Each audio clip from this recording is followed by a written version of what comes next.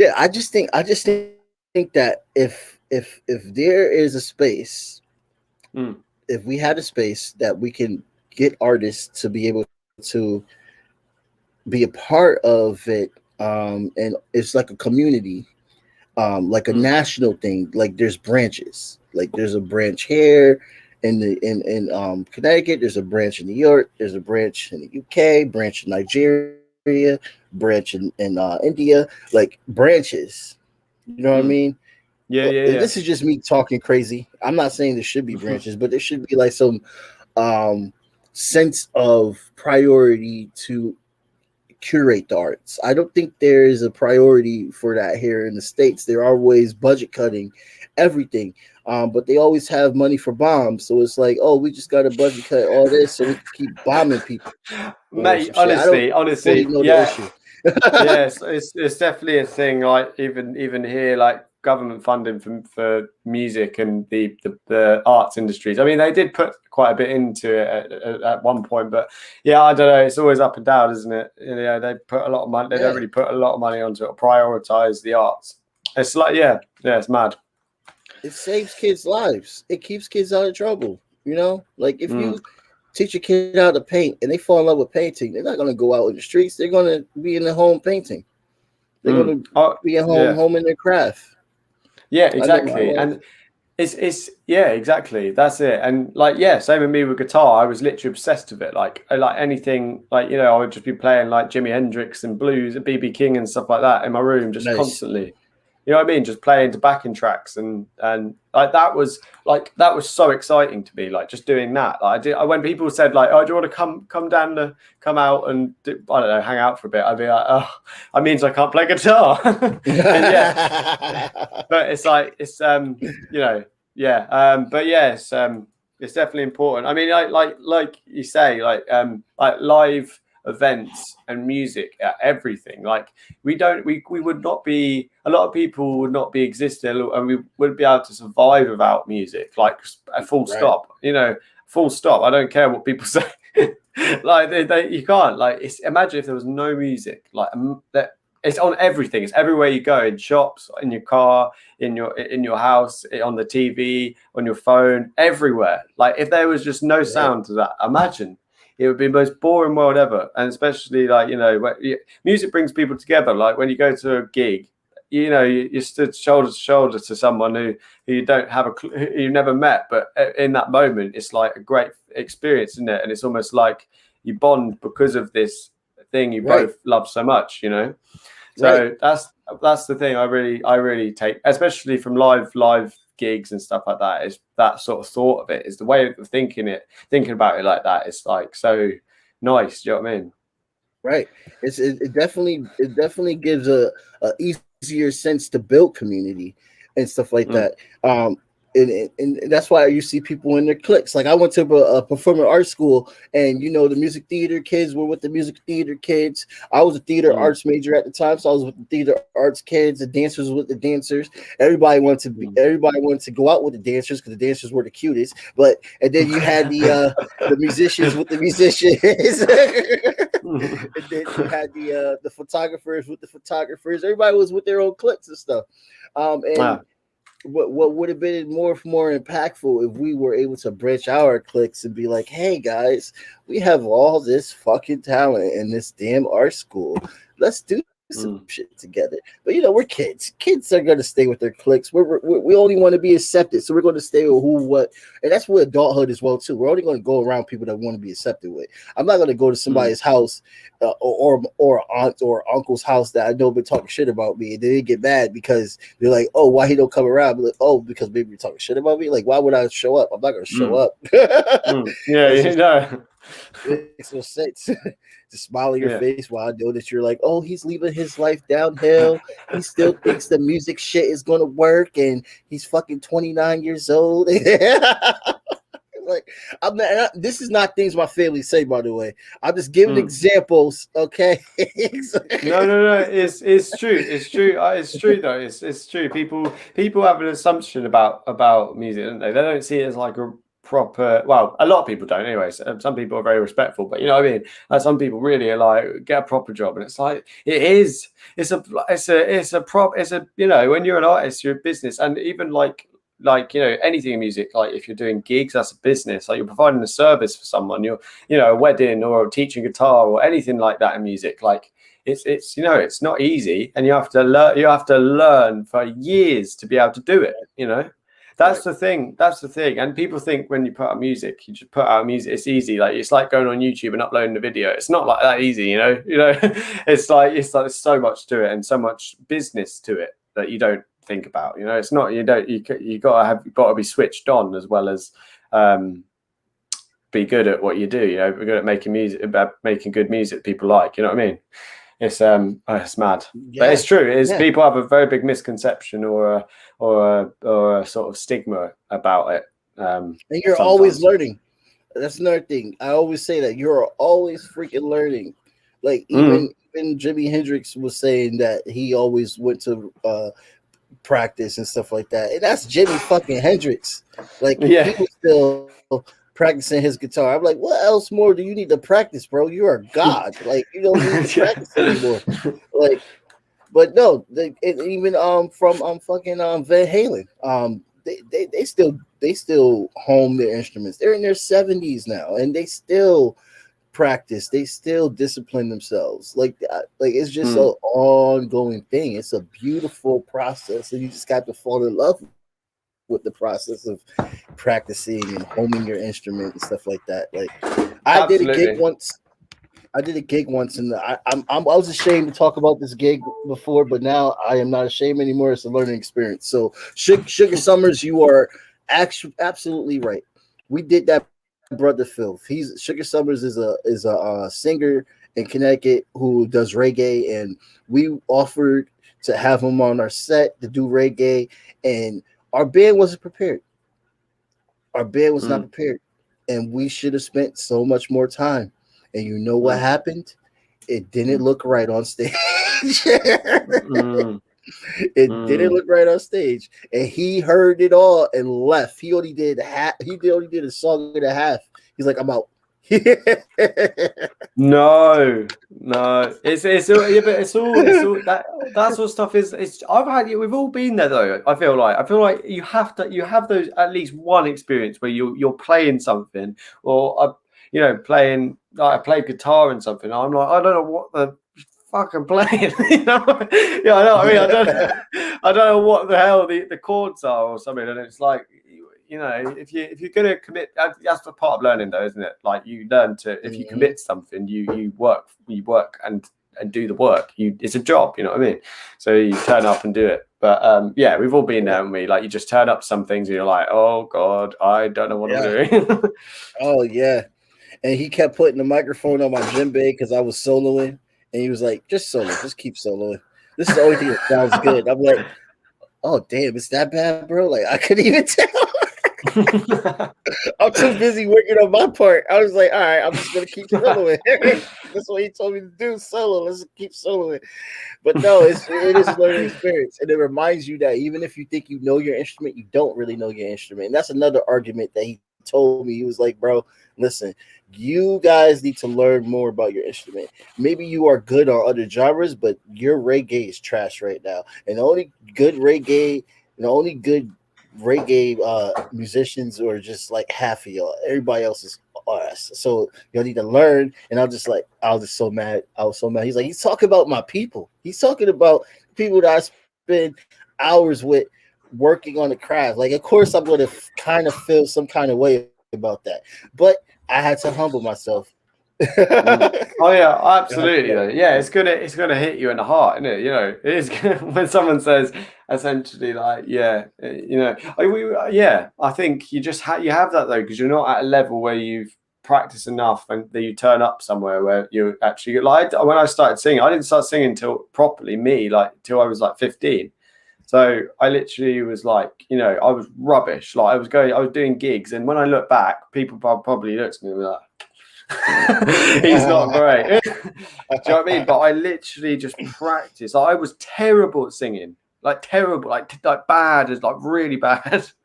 Like it's crazy how and I was always a guitarist. Like I still see myself as a guitarist really, because it's like I don't know. Well, I am obviously, but I see myself. Well, not so much anymore. But I used to just be like, I'm just a guitarist. I'll never sing.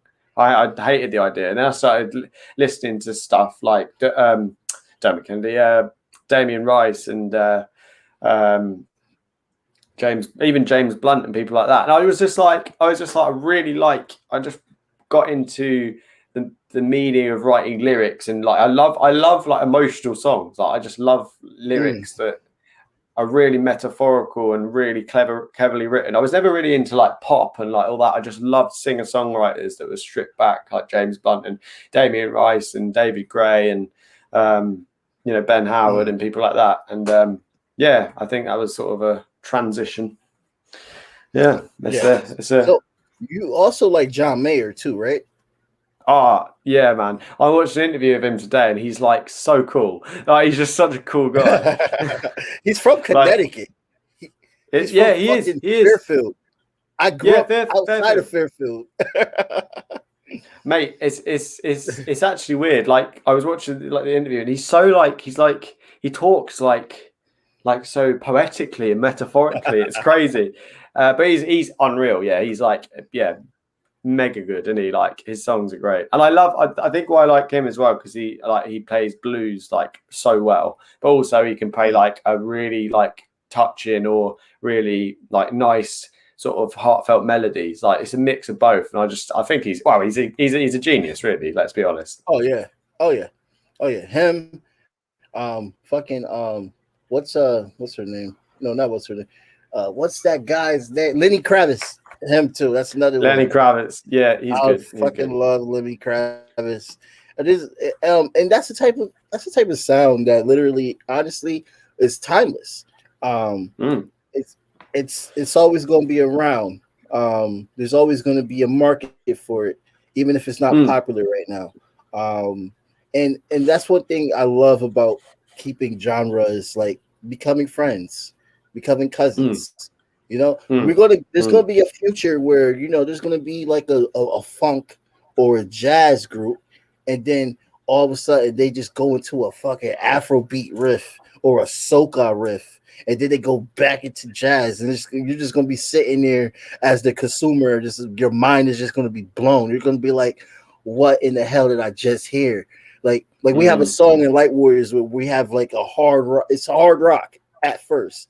And then it turns to like a hard rock hip hop, and then it breaks down into a dance hall type of rhythm. And then I'm not saying like dance hall, like let's start dancing and gyrating and stuff, like which is also amazing. I'm talking about like gritty fucking like reggae dance hall type of music that makes you just want to like shake your head and go stupid for 5 seconds, and then it goes right into hard rock again. You're just like, oh shit. Whoa. yeah. I could hear that. That's why I liked the intro, even that bit. I was like, that's hard. And it's like stuff like Snarky Puppy. Have you listened to that sort of stuff? Yeah, like Snarky Puppy is. Yeah. You should like, if you like that sort of stuff. That's like that. You'd love that. It's like proper like what is going on, but at the same time, it's like all over. It's like they change so much, and they have like a massive band. It's like a mix of jazz, rock, blues, pop. It's like, it's cool. That's I know what you mean. It is great, isn't it? I love when people mix genres, and that's why John Mayer is great, because he's he literally has done everything really. He's done a bit of like 80s type pop to like rock to blues to to singer-songwriter acoustic stuff. It's like he's really good, isn't he? Class. And who else do you listen to that's current right now? Who do I listen to? That's really bad, isn't it?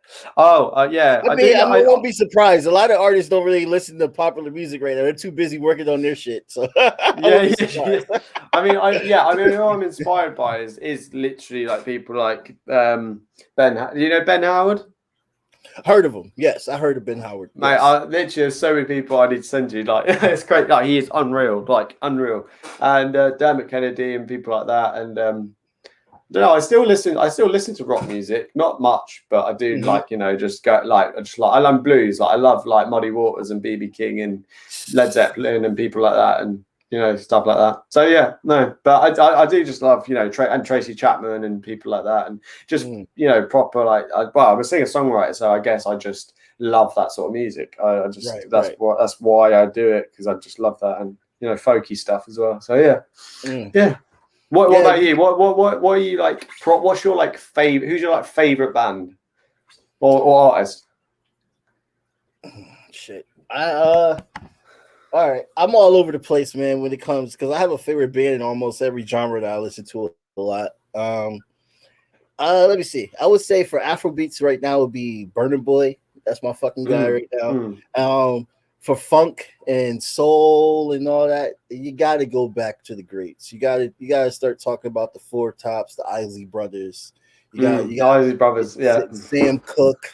You got to talk about the greats. You can't not talk about the greats with that. Like they will always be the GOATs. And then at the end of the day, I sort of like I mean, like rock isn't dead, but there's like when you think of rock and blues and jazz and things like that, you do just go back to the greats, because that's where it comes from, and that's who you go. Personally, that's who I go to listen to. If I was like, I'd literally like blues, BB King, Muddy Waters, and Eric Clapton and people like that. Yeah, people like that, and then I like jazz as well. Not so much. Jazz is a bit out there for me, but yeah, I really like it. And I like Funkadelic. Have you listened to Funkadelic? Eddie Hazel. Yes. Yeah. Eric Clinton. Eric Clinton. Yeah. Well, did I even say his name right? I'm too freaked out about it. But the Funkadelics are the shit. The Parliament, all that. They're shit, man. Shit. I love it so much. Oh my god. Yeah. He was here in New Haven. And I missed him. So pissed off. Oh no. That's probably gonna be his last tour. This is probably his last tour. Because he's old. You know what I mean? Like he's not gonna keep doing it. And COVID just happened. He's probably like, oh man. Like he's probably scared. And it's like, oh my god, I saw a video of like, Chuck Berry. Yes. He was literally playing till he was like literally like dying. Like he was, you see a video of him, he looks like frail, and like he was like 90, and he couldn't hardly play the guitar whatsoever anymore, but he was still doing it. Yeah. And he's now passed away, but he's Chuck Berry, he's classic, isn't it? Chuck fucking Berry. God. I love this right here.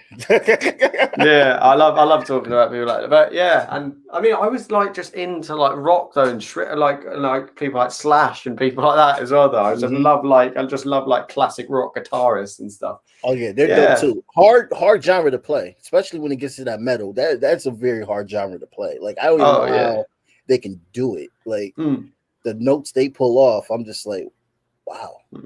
Like, how'd you do that? yeah. They like playing like all the modes all over the fretboard and shredding like some, I don't know. They're crazy people. It's disgusting. That's what it is. It's just so nasty. It's just it's unreal. Like AC/DC's, like, oh my god, Metallica. My favorite post metal band is The Used. I don't know if you ever heard them. I love. No, I haven't. They have this song called "The Reaper" that's really well known. It's like time kicks us all. Well, why are we? I don't know. I was trying to like jog your memory. You're like, oh, bro, now I don't know that shit. Just sat here like, what? I can't sing, so I'm sorry. My bad. That's all good, man. But I don't know. And then I literally like I say, I like people like James Blunt, who is the complete opposite. So it's weird. It is weird. I just a very big spectrum. I mean, James Blunt's underrated. I've seen him live. He's good. He's a very good songwriter. I know if you only know You're Beautiful, like You're Beautiful. Like if you only know that song, it's a bit crap, really, isn't it? But if you look at his body work and see him live, it's actually like he's class. You know who I wish I would have saw live? Amy Winehouse. Oh, don't. Yeah. I Well, wish I would have saw that for her life. hopefully not when she was bad, because she was playing gigs and she was absolutely hammered, wasn't she? She was on everything under the sun. Sad, so sad. So sad, yeah. So sad. She was unreal, and she would have kept going. Yeah. Do you remember? Yeah, do you remember Duffy? Duffy. You will know this song. One second, let me play it. You will know this song. Basically, she got like she was like proper breaking through, and like she had a load of hits and stuff, and she got like abducted. What? Yeah, she got abducted and was like abused and stuff. It's mad. You'll know this song, Mercy.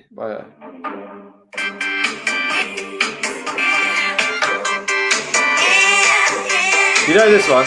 I'm begging you for mercy. Yes. Yeah. She's dead? She died? No, she didn't die. She's just like traumatized, probably it's crazy. It's like actually crazy. Like she was on top of the world, and then she just was at a meal or something, and she just got like kidnapped, and then was like lost for like ages, and then finally got found or something. Mad, isn't it? How things like that happen. The music business is a crazy business. Another reason why we need a union, because they don't know what the hell goes on, and you need some checks and balances to protect these artists. You do, like the whole thing you hear about with Britney Spears, like that should never even happen. Don't. It makes me sick. That it's just like, come on, man. Like, how can your own dad do that to you as well? Like, they stole 100 million from her, I think. Like, yeah. That's insane. It's ridiculous, but oh god, yeah, it's crazy. I don't know how people like Ed Sheeran are so normal. Like Ed Sheeran is literally the most like normal bloke ever, and he's probably like the biggest artist like in the world. Right. Yeah. He's like a god in the UK, right? Like he's like blown out of proportion. Like he's big here too. Like yeah. He's like in the UK. It's like Ed Sheeran is like the top artist in the UK. Like he's like the top artist. Yeah, but I feel like he's almost like known as like, if you see a lot of interviews, people will say he's like one of the biggest, like if not the biggest artist in the world, because the amount of records he's smashed out of like, you know what I mean? Like even on the level of people like Michael Jackson, which is just, you know what I mean? So it's he segued into like Afro beats and reggae a little bit too. Like I heard a few tracks. I was just like, oh, okay, this guy. He has no bounds. He doesn't. He's like unreal, and he literally writes on like every track on the radio. Like you'll literally see like a track come out, it's a hit, and he wrote it. Oh, really? He writes songs. Yeah, he's like a songwriter for the artiist. Oh, I didn't. Yeah, as well as obviously himself. Like he wrote "Love Yourself" by Justin Bieber. You could go and love yourself. Yeah, nice. Like things like that. Like you just wouldn't know, but he's like written like that's why he's so minted. Yeah. He kind of like a Neo. Like Neo is just like that too. That's amazing. Like this guy when he came out that song, Speaking Out Loud. That song was Thinking Out Loud. Thinking Out Loud. Yeah, I worked for so many weddings. You know how many times I heard that fucking song? I love that song to death, but I got tired of hearing it because I was like, I think Ed Sheeran's probably the most like overplayed wedding songs ever. Yeah. Oh yeah. But he's massive. Like he's massive in the US as well. Is he like known as like really big over there as well? Like yeah, everybody knows him. I don't know not one person that doesn't know Ed Sheeran. Not one person. He's known. Everybody knows him here. And who else? He's as big as like Wizkid, because Wizkid is like big in the UK too, I heard. And but that's crazy because like he's not like, oh yeah, who's big artist? Wizkid. You wouldn't ever say that. Like, like just because you wouldn't. Like I think it's like the same thing as like Billie Eilish in the US. Like Billie Eilish is like top. Yeah. I mean, I don't really listen to her, but she's neither. You can't escape her. Her music is everywhere. You hear it in the bars, at the job, somebody's playing on their phone. It's like you can't escape. I'm not a big fan of her. I'm going to say it, and probably people will be like, "What?" But I just don't like her new music. Her new music is not my vibe. It's like I don't know. It's just like I feel like for a first single, it would have been Yeah. really cool if she like just did something really different, like Right. just did something like not completely out of her like comfort zone, but like something just that's slightly different and throws you off. I feel Right. like if you do that at the start of an album, it's like a really good idea, and then you can put out the rest of the album can be similar to your first, but just different songs. But I feel like Yes. that's why Ed Sheeran's so big though, because he did that with every single song. He did it with Every song. like with Sing, Shape of You, and this new song Bad Habits, it's like a drum and bass song or something. This new one, not drum and bass, Yeah. but it's like a dance track, and it's like, why is it what is he doing? And it makes people interested, doesn't it? Yeah, at this point you don't know what Ed Sheeran is going to drop, and that's amazing. That's how Michael Jackson was. You don't know what. He was just another breed though, isn't he? Yeah. He was like another level of like artist, like that you like how you could write and dance like that and sing like that. Generally it blows my mind, like how you can dance and sing like that as well. Like that's what baffles me. Like he could dance like unreal. Yeah, they're trying to compare The Weeknd to him, and I was like, no, stop, leave The Weeknd alone. Absolutely not. I don't think you can't compare Michael Jackson to anyone really. He was a strange guy as well, but he was very talented. Yeah. Oh yeah, he was very strange. He was like, oh Michael, like, all right. Go ahead. You know, he used to like do disguises and stuff, and when he go to movies and stuff like that. Akon had a story. You know, Akon had a story of when they went to the movies. He was disguised as like this older guy, and then he told these girls that that's Akon, and the girls freaked out and went over to Akon, and he was just like laughing. Like that's messed up, and he's like, "Wow, they don't even know Michael fucking Jackson is in this building." yeah. If you did it, I feel like someone like Michael Jackson though. He's just a very strange guy. Like he was a very strange. Now, rest in peace. But anyway, he was a very strange guy. Like if you met him in person, I would be like, I wouldn't know what to expect. You know what I mean? He was very like just different. Like you would like if you talk to him, it would just be like, hello, Michael. Man. You'd just be like, hi, guys. Hey, guys. Right? He was just so sweet. But then when he get on that mic, oh, God, the savage comes out. This is the same person? Yeah. I mean, it's all the rumors about everything that went on as well. You just don't know what to believe, do you? Oh, yeah. Oprah Winfrey, yeah. I watched that documentary. I did. There was some contradictions and stuff about it. But it's just like, I don't understand why wouldn't she make a documentary about her friends first before anything else? You know what I mean? Harvey Weinstein was your boy. Like that was your close boy. You didn't know anything that was going on with him. Like you didn't know anything. Like and then also there was this guy, I think he lives in India. He's a guru. And he's like one of Oprah Winfrey's friends, and he has thousands of allegations against him. Thousands. Oh, really? Yeah. And I'm just like, why you didn't make a documentary about him? Like, when you get this big ass check when you make a documentary about Michael. Yeah, I know, innit? Even do you remember like Drake Bell from Drake and Josh is now that guy. Yeah, and now he's been done for like being a paedophile, some sort of thing. It's just crazy, all these things that come out. 2 years. He got sentenced to 2 years, I believe, for child endangerment. Yeah, that's it. Yeah, I literally watched the case. I was like, what? I was like, I haven't seen this guy since Drake and Josh, and now he's going to prison for being basically a paedophile. I was like, wow. Well, he's a sick guy. That guy's crazy. He would actually go up to young girls in public and shit and try to talk to them. Like, and like, bro, you know how old this chick is? And like, I don't care. He's R. Kelly. He's the white R. Kelly. He's the white R. Kelly, man. It's just that R. Kelly music is more better than his. That's the only difference. What do you think? What do you think to like someone like Post Malone? I just left him out. Like Post Malone. What do you think about Posty? Oh. See, at first, okay. Yeah. When I first heard of Post Malone, I was like, oh, here we go. Another white guy trying to take the sound. And then I started hearing more of his songs and how he kept like bending genres and shit like that. Oh, yeah. Like, this guy's a genuine artist. This guy's a beast. Like, I like him. Like, he's dope. Yeah. I've seen him live, and he was insane. Like it was like an arena, like a packed out, sold out arena. It was just him on stage. He was absolutely destroying it, and he like smashed the guitar and everything.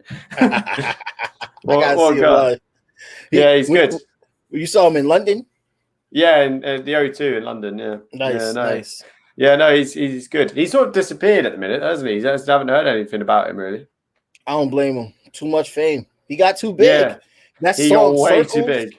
They still play it on the radio non-stop, Circles all the time, and I'm just bumping to it every time I'm in the car. I'm like, run away. Yeah. He's like, and it's his image is so like memorable as well, like with the cigarettes and the tattoos and the curly hair and all that sort of stuff. He smokes like way too much as well. Like he literally like is like one after the other, like non-stop. Like how can you do that? How the fuck you can do that? Like I don't know how you can't do that without your lungs like imploding. Like that's a lot of smoking, man. Oh my God, Luke, I gotta let you go, man. I'm enjoying this conversation, but I gotta start my grind. I gotta go back to my thing and stuff like that. I'm gonna edit these videos and then I'm gonna like put them together, but they're in trim down everything else. So you should see it up this weekend actually, because I got a lot of time to spare on Sunday. Sunday is a good day for me. Like that's gonna be dope, man. I'm so excited that I got to be able to talk to you. I apologize about the email tag. We've been literally playing email tag, Instagram tag. Email. To be honest, emails are worse. We should have just chatted on Instagram. We would have got it sorted like quicker. Like emails are like just ridiculous. I think I hate talking on email because I forget to look at them, and then I look at it like at the end of the day, and I'm like, oh. Oops. I gotta tell you the story. Oh my God! I don't know if this guy ever going to see this video, but there's another Luke White that's a rapper like you, and he's he's like 16 or something like that. And I was listening to his music, and I was like, okay, he needs some development. He's not there yet. I don't know how the hell he has a manager. Like, how the hell did this happen? To be fair, I think I've seen him. I don't think he's like active though. Like if you look on Spotify, he's not like there's not like a rapper Luke White. I think there's like 3 Luke Whites on Spotify. One of them's a guitarist who like makes like beats, and then there's me, and then there's one guy who's like a YouTuber. It's really random. So I'm all right. But yeah, I thought it was him, and I was just like, I don't know about that. And then I looked at the link and saw it was you, and I heard your music. I was like, all right, this guy seems serious and developed. All right, let's get him on. Yeah, because like I was so confused. I was like, why is this kid trying to get an interview when your music is not all the way developed yet, bro? Like you don't have anything right now. Yeah. No, it's not good, but it's all good. It's all good. Oh, it's nice chatting. Oh yes. Enjoy. What time is it over there? Is it the evening over there? It's 20 past 5 in the evening. So that's all right. Yeah. It's weird, isn't it, when you talk to people in like America or something? It's like in the US, it's like whoa. It's like you are early on in the day. It's 12. It's 12 over here, man. God. All right. Well. I definitely want to get you back on. You're a friend of the show, man. Let's try to get you back on for season 2. Season 2, by the way, everybody is going to drop in the fall because I got to move. Me and my girl, we're moving, getting a better place and stuff like that. And I got to focus on making sure all that transition is happening and everything. Smooth. You know what I mean? Because if it doesn't, then I that's a whole nother drama that I don't want to deal with. You know what I mean? But when y'all start settling down, y'all understand. All right, guys. Everybody that's going to be mad that I haven't make a video in the next 2 months. When you start settling it down, you'll understand. You gotta make some sacrifices. All right. Like, are you single, Luke? No, I do actually have a girlfriend. To be fair, I've been with her for like four or 5 years. Mental, isn't it? Wow. No, I know. That's dope. That's dope. Yeah, it's good though. I'm very content. To be fair, like I just don't see like even people say when they're out of a relationship, they're like, man, this sucks. It's like it's not. Some people are like, it's not as fun as you think. Right. And that's why I have to remind people, like, yo, it's not as fun as you think. There's a lot of listening and compromising and humbling yourself and not going too far with thinking that what you think is right. Then you've been proven wrong, and now you got to deal with the, you thought you was right, but you was wrong. No, there's a lot to it. I can't be asked, but it's a lot. But yeah, all good, mate. All right, well, Luke White, everybody check out his link art. It's on the description. And thank you so much for that one fan that was commenting. She dropped some gems and all that stuff like that. Have a good one, Luke. Everybody have a good day. Yeah, see you later, mate. Cheers. Cheers. Collectively transforming community, peace in our human family, volume and unity, divine light shining individually, collectively transforming community, peace in our human family.